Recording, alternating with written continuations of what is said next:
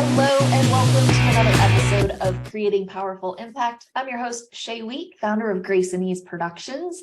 And today's guest is pretty awesome. This guest is known as a serial entrepreneur. He's gone from bust to eight-figure business and then repeated. So I know there's some juicy details that we're going to dive into in that regard.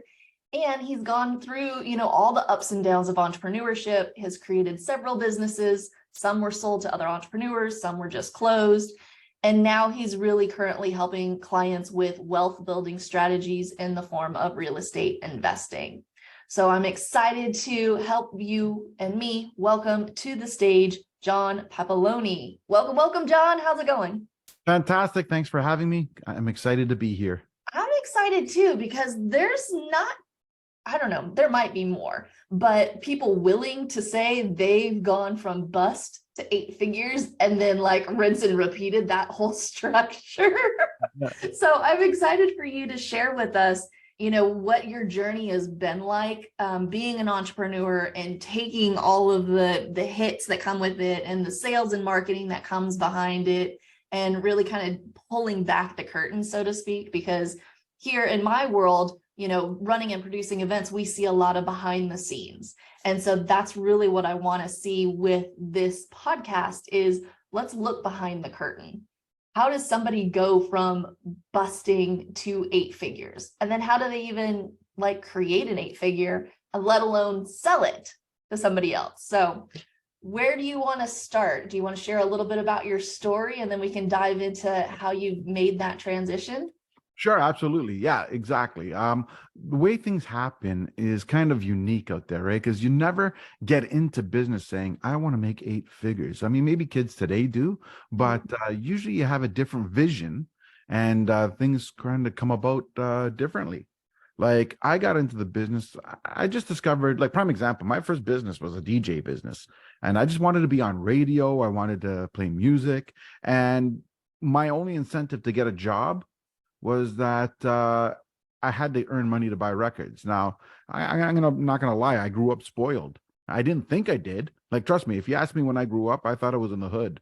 I mean, I was far from it, right? But I didn't know any better. And you know what I mean? Woe was me. And I learned that, much later, and which was where we're gonna head to.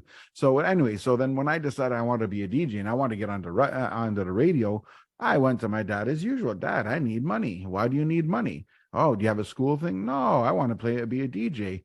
And you got the old school swat, get out of here. You know what I mean? And you can do whatever you want when you have your own money. Oh, okay. Well, I went and got a job. I don't think he was expecting that part. And so I got a job, my first job, which most people would be McDonald's. Nothing wrong with that. So I earned as much money, got all the records, I paid for all my stuff, and that's where my entrepreneurial journey started, because I got fired from that job. You got fired from McDonald's? I got fired from McDonald's. No kidding. And for the silliest thing, and it was all my fault. Well, clearly it was obviously my fault. But I was good at sports back then too. I had a 92-mile-an-hour pitch in baseball, as an example. I'm 15 years old. And again, so I was on the baseball team and I wanted to play. Now we had our tournament and we were leading. So I wanted to play, but they scheduled me to work. So I was one of the other managers that scheduled me. The GM was the head coach of this, right? And I said, hey, I got scheduled. It's I can't do anything about it. I can't prioritize the baseball game over the company. So he goes, if you can find someone to fill in, great. You can be part of the team. If you can't, then I'll have to just sub someone in. He goes, you can tell me on the day if you found it. No rush. I didn't find anybody, but I was determined to play. So I showed up. He's like, oh, you found someone? I go, oh, yeah, I didn't. Oh. And I just didn't show up to work. Now I got to play the game like I wanted to. Clearly, that's why I got fired. Yep, makes sense. Right. So from there on, I realized that my priorities weren't the same as everybody else's. My thought process wasn't the same as everybody else. So I got into my DJ business, hunky-dory. Then I had to do, I finished school, barely, but I did. I didn't go to college right away. I went to I went to work. I had a job and then I DJ'd at night. So what ended up happening is one day I met somebody who I became friends with and good friends still to this day. I had my new computer at the pro shop. I worked at Bally Fitness, and I worked in the pro shop at the time. And I had my new computer because I didn't want to leave it in the car because it gets stolen, right? Like things get stolen in the parking lot. And he looked at the computer. He asked me if I had a program called Freehand. I said, yeah. I surprisingly did. He said, load it up. I loaded it up. He showed me some graphic stuff. I was amazed, right? I just right away, that's what I said. Now I know what I want to go to college for. I'm going to learn graphic design. Mm-hmm. I got into graphics. I wanted to, I did very well at it. No problem. And did I get a job? No. That's when I started my first company. This is what led to the eight figures. I wanted to be a graphics company. I ended up being a printing company. Oh, Don't know how that happened, but it worked out that way. Now, Bally actually became my first client. And really? yeah, I was so happy. Now, again, I knew everybody there because I worked in the pro shop, and I even did a stint where I got into sales in their organization. So everyone kind of knew me. And So, so like, that's kind of the first key piece. It's all based on relationships. yes, and that's where I was going to go. That was a key fundamental thing. Your relationships are what leads you to your opportunities. So what ended up happening though, at one point in time in Canada, Bally's had bought out what was called the sports clubs. Now at that point in time, my full time was my print business. I did the business cards, I did flyers, postcards, I did all kinds of stuff for them. Like I mean, if it was done on the Canadian side, I did it. Um, and then what ended up happening is they bought sports clubs, but part of that acquisition, they had split the American side with the Canadian side. Now, the American side always had the last say, but the guy who owned the sports club became CEO of the Canadian side. Oh, Guess what his sister did? printing. What I did. She did graphic. Went beyond there, right? But he Yeah. still let me keep the portion that I had, right? Like Okay. he had just all the new stuff that wasn't the regular stuff. That was it. I'm grateful for that, right? But I got a lesson here. And this was the lesson that led me to bankruptcy. Now, keep in mind, I'm probably 18, 19 years old at this time, 20, somewhere around there. Don't remember the exact age. And I've got an ego that's probably bigger than California. So it was I thought they were replaceable. And I got stuck my heels in. Like what happened is a friend of mine was the area manager and he kept losing my invoice. Now we're talking about a $200 invoice, and I made a friggin' stink over this. I was getting Mm. paid for everything else, but he kept losing that one invoice. Never occurred to me to reach out to the guy in Canada. I went straight to the States. Oh, That guy did not look good. He looked like he couldn't handle something, what was going on. It was bad. I guess nobody expected me to have the direct link, but remember, I was getting paid from them first. mm-hmm. And I made a mistake. That was the beginning of the end of that relationship, Mm. So the right? relationships got you the gig, and the relationships burned got you out of the gig. Right. So the key lesson here is realize that you got a gift when you get something. It's learn through gratitude instead of ego. It was the ego that really brought me to my demise on that. Mhm. But again, my ego fueled me. I decided I didn't need them, screw them, and I would just take a vacation for 6 months and then I would replace them like that. Uh-huh. Needless to say, the bills kept coming. I kept spending as if that income was there. Uh-huh. Next thing you know, I'm like $120,000 in debt. Mm. That led me to bankruptcy. Mm. And then I got a dose of reality. Now, how I got back into the game was interesting because then at that point in time, once I'm in bankruptcy, I went to work at the nightclubs. Like my friend, I had a friend of mine who worked in the nightclubs or owned the nightclub. He didn't work at it. He owned the nightclub. And well, I'd say a friend, we're friends now, but I met him through that. And what ended up happening is he gave me a job, which again, I'm grateful for. Mhm. So I was working there, and it was like 2 days a week, maybe 3 days a week. And I paid a decent salary, enough to get me back on my feet. But I had the itch still. And that's when I learned to be creative. I restarted. I don't know why, but I restarted in the print business, but I wanted to do more than just printing. I wanted to become like a big agency or big, you know what I mean? Like this big conglomerate. I had Mhm. this idea about it being this media empire. And I thought, how am I going to do that? I got to be different. I can't just open up and do business cards and postcards and magazines because that's what everybody does. Right. So that's when I discovered wholesaling. I realized a lot of big companies want those they want the Walmart magazines or booklets that they print where they print 20 million at a time. Everybody wants the authors published books where they have $400,000 copy like to distribute, and everybody wants those because they're big money, easy money, quick money. Mhm. Nobody wants is the small stuff that's like 50 to 100 bucks, because let's be honest, it takes $1,000 to turn on a press and Mhm. or $700 or whatever, but to turn it on just to spend 50 bucks or collect 50 bucks. But what do? You're going to tell Walmart, I'm not printing your business cards because there's no money in it, Mhm. right? But you print everything else. Chances are they find someone else. They're going to find someone else for everything. Right. So I found a pain point.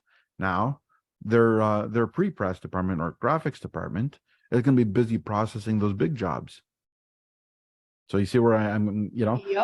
my clientele were graphic designers, my clientele were printers, and anybody who needed a wholesaler, basically. So what I did is I found a print supplier that wanted the big sheets. I became that big sheet, and what I did is called a consolidated gang run, where I would do, for example, I'm going to use business cards because it's easy description.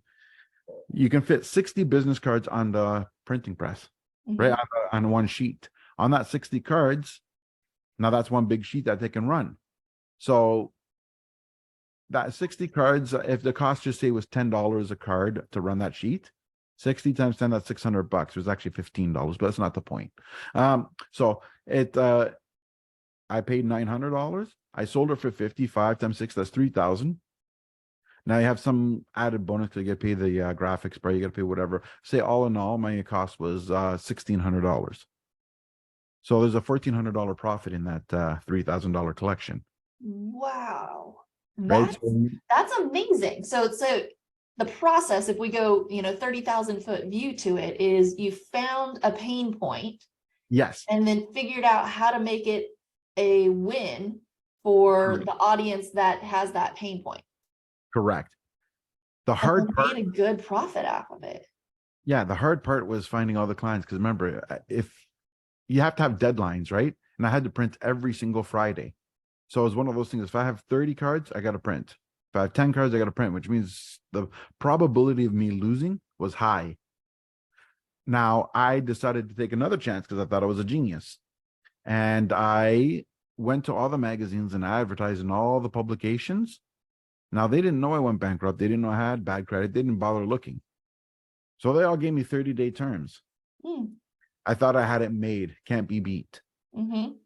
First 60 days, not one call. Not like I was lucky that I didn't get a call because how would I print one business card when my cost is, so I was lucky that nobody called. So now I'm about 60 grand in debt again. So I just got out of bankruptcy and I'm almost in bankruptcy again. Right.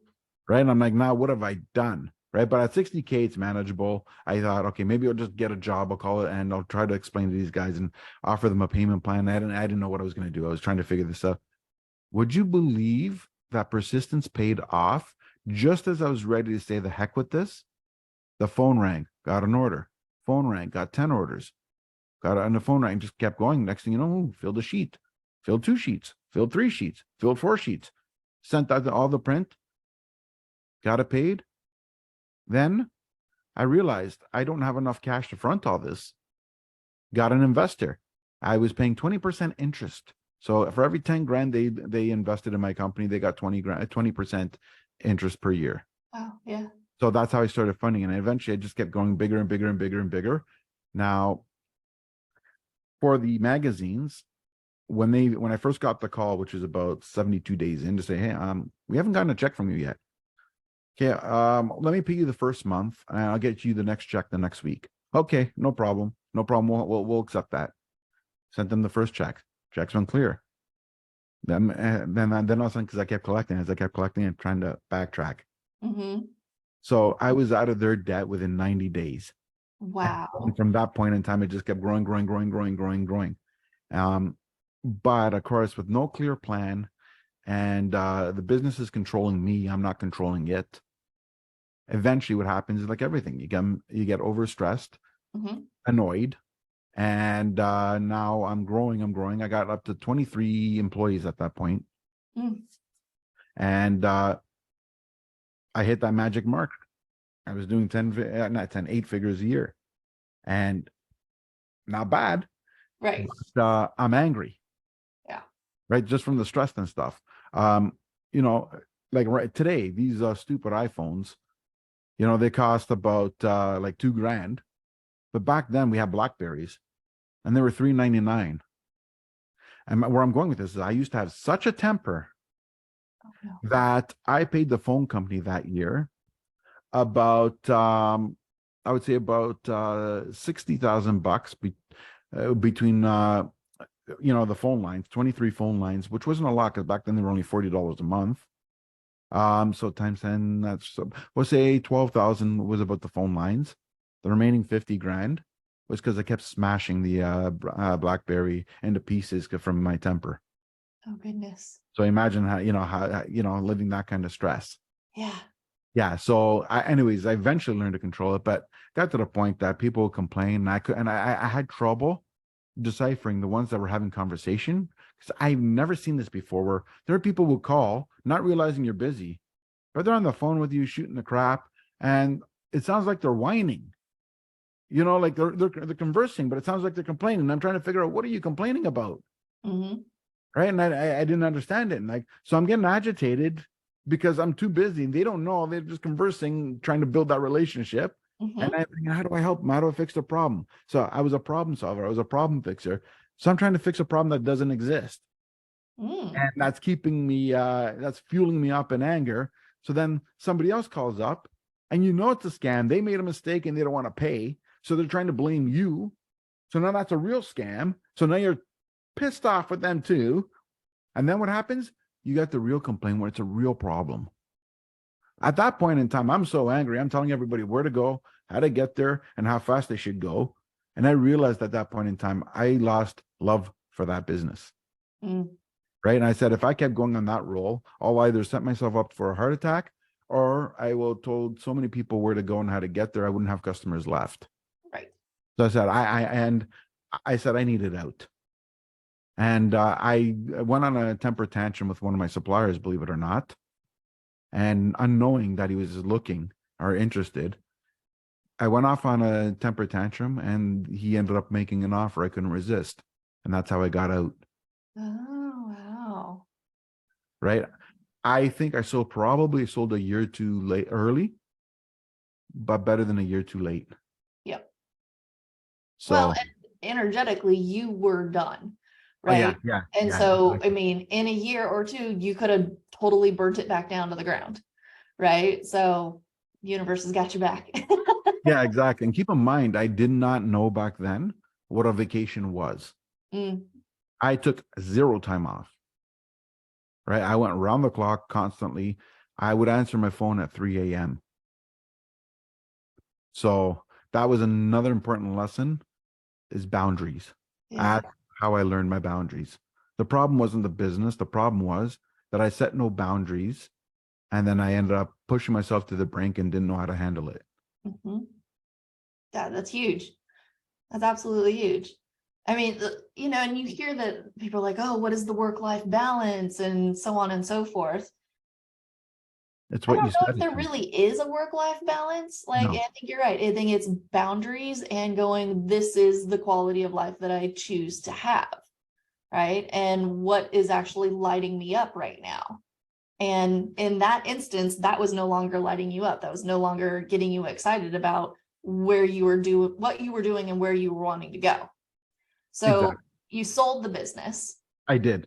And now you're like, well, now I've got vacation time or to do whatever it is I want to. Like, what space opened up for you? And what did you do next? What Well, came up? ironically, remember I had that passion for radio, right? Yeah. So I decided to open up an online radio. And it was not just a radio like audio, but what I did is we have something here called like what was I going to say? It's almost like an online directory event thing where it's like you can go there and find out everything that's happening in the city of Toronto and surrounding areas at the time. Also, I was able to have the audio channel, so you can go there to listen to music. You can go there to read up on events. You could buy tickets to some events. You could, as well as you can. What else was there? You can read up certain articles. Almost like it was like a whole information media site. It was Mm-hmm. great. And then I took the way, how typical radio stations are able to go live on location Mm-hmm. and be able to broadcast live from that place. I was able to do that too. So on Thursday, Friday, Saturdays, you were able to, if you were going to the nightclub, but you want to hear the music while you were getting ready, because they start early and most people don't go there at 11:30. Yeah. You can just use your BlackBerry or your computer and play my station through that, and then Mm-hmm. you can listen to it while you're getting ready. And then if you have, at the time we didn't have Bluetooth in the car, but we had those, plugs, and then Mm-hmm. you can plug your BlackBerry into the car. Now I realize I'm limited because we didn't have Apples back then, and all that stuff is not as popular. But people knew how to do it, and there was a number of people that did. They would, and a number of people had Blackberries because they were very popular. So they would use a BlackBerry, log on, listen to it, and drive all the way to the club. When they get to the club, turn it off, walk in, and they can enjoy the rest of their night. Mm-hmm. And it was great. Then my parents got sick, Mm. right? So my mom had Alzheimer's, and it got to the point that she went to a home.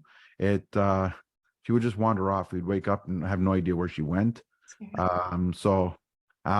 Postman would come. She used to be friendly with him. Hey, how's it going? Whatever. So anybody that came by the house, she was nice and polite. Now all of a sudden, she's chasing him with a broom. Oh wow. So it was like, you know what? It's we couldn't do anything about it. It was beyond what we could handle. Mm-hmm. So she went into a home, and then my dad got sick just shortly after. A little, like he was all right for a bit, so I stayed home with him. So I actually stopped working. That was one of the businesses I had to close, not because it wasn't working, but there was no way for me to be able to handle all this. And I tried just paying people to do everything, but I Mm-hmm. went from a net profit to a net loss. Mm. And when I say a loss, I'm not talking about $1,000. Like that first year that I tried to keep it going, I think I lost almost $40,000. Mm. So at that point in time, I said, okay, if I knew it was like just say 6 more months or something, I might have kept it going and kept a loss. But I was out indefinitely, so I thought, how much am I going to lose before I realize I'm done? Right. So I cut the cord, and at that point in time, then my dad went into home shortly after that. He went to join my mom, so they went to the same home, and I had to decide what I wanted to do. And at that point in time, I said, parents were landlords. I've been around real estate my whole life. I used to go to open houses for the fun of it, having no idea why real estate agents did it. I thought it was to show the home. So me coming to look at the home, that should be a great choice. No, they're doing it for leads. It had nothing to do with the home, contrary to most people's belief. Yep. But I did not know that. And so, I guess I probably annoyed them more than delighted them. But anyways, I thought, since I'm doing this already for free, why don't I get my realtor's license and I can earn an income doing this? And well, that's precisely what I did. So I got my license. It went completely the opposite of what I expected it to be. Mm-hmm. And here I am 8 years later, and finally building it into the thought and hope that I was trying to from the beginning, but with a lot of learning lessons and a lot of kicks in the faces. Like I just Yeah. thought I'll get my license. Everyone's going to use me just because I'm John. And yeah, it doesn't work that way. I think and I got diluted in the beginning, because when I got my license, within the first 30 days, I made a sale. Didn't account the fact that the sale was my brother. Right. So you know what I mean? For me, I just thought it was that easy. Uh-huh. And yeah, then when you go 7 months with nothing, then you realize, oh, it's not that easy. So I was going to work hard, and I worked hard, and I worked so hard that in 18 months, I went through 4,200 homes. I showed 4,200 homes. Wow. That sounds like I made a lot of sales, right? Well, in 4,200 homes, two people bought. The rest, well, I basically became a tour guide. And that's when I realized things had to change. So That's when I took systems more serious. I built a proper CRM, didn't just hope and pray.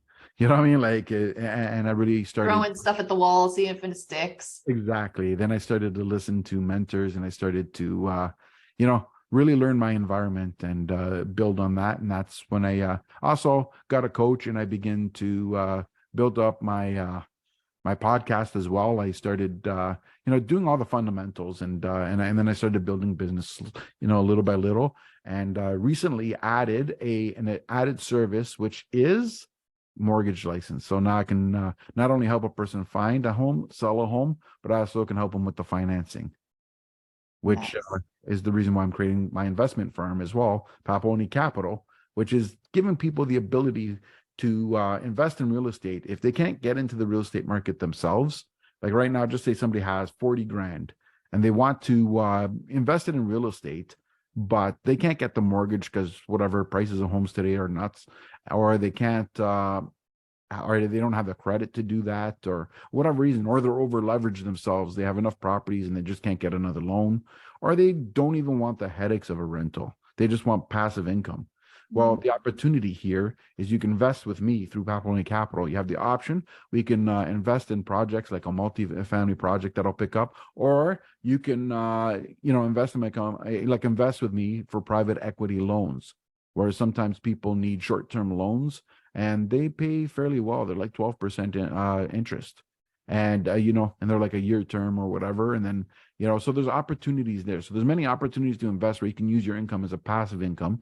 The burden of the management comes under my company. So you just basically open up your mail every 90 days and find your check in the mail. And at the end of the term, you have a choice to renew or get it back. So, John, this has been like a great vision and like of your journey. Like all the lessons and the ups and the downs that you've gone through to get you to where you are today. So now you've got the systems and you've got the marketing, you've got the sales, and everything has led up to this point where you are now to then build, an even bigger, better business and supporting more people. So I just want to say thank you so much for sharing your wisdom with us today. Sadly, we have to start wrapping up, but I would love for you to share with us. You mentioned that you've got, a podcast, but how can people stay in touch with you? Do you have a website link, or social media is the best way to connect with you if they want to learn some more? Absolutely. You can, my social media link is basically my name, John Papaloni, JOHN PAPALONI. That's on Instagram. Or you can go to my website, either at johnpapaloni.com or papalonicapital.com. Either of them will take you to my contact. Beautiful. I appreciate that. And what I do love to kind of wrap up all of our podcasts with is, with everything that you've done in all of your past and where you're going, what would you say is a key takeaway or memorable note that you would like to leave our audience with today? Oh, that's going to be an easy one. If you're doing something for cash and cash is your only outcome, stop doing it. Do something else. If you're doing something through passion, then perseverance and consistency, as well as your ability to keep an open mind to learn new things, will, lead you to the door and path that you need to get to where you want to go. Beautiful. Thank you, John. Thank you so much for being with us today. And I want to thank everybody for joining us on another episode of Creating Powerful Impact. I'm excited for you to take all of these lessons and these ahas from John, all the resources that you learned, and start implementing and creating even more impact in your own world. Until next time, have an outstanding rest of your day. Take care. Thank you so much for listening to the Creating Powerful Impact podcast. If you are a successful coach, speaker, author, or thought leader who would like to be on this program, simply visit creatingpowerfulimpact.com/guest. If you are someone who got something out of this interview, would you please do me a favor and share this episode on social media? Just do a quick screenshot with your phone and text it to a friend or post it on your socials. Also, if you know somebody that would be a great guest, tag them on social media to let them know about the show and include the hashtag creating powerful impact. I love seeing all of your posts and great guest selections. We are regularly putting out new episodes and content. To make sure you don't miss any episodes, go ahead and subscribe. Your thumbs up, ratings, and reviews go a long way to help promote the show, and they really mean a lot to me and my team. Want to know more about us? Head on over to our website, graceandeaseproductions.com, or follow me on LinkedIn, Facebook, or Instagram. Just look for Grace and Ease Productions on your favorite platform. Thanks for listening. We'll see you next time.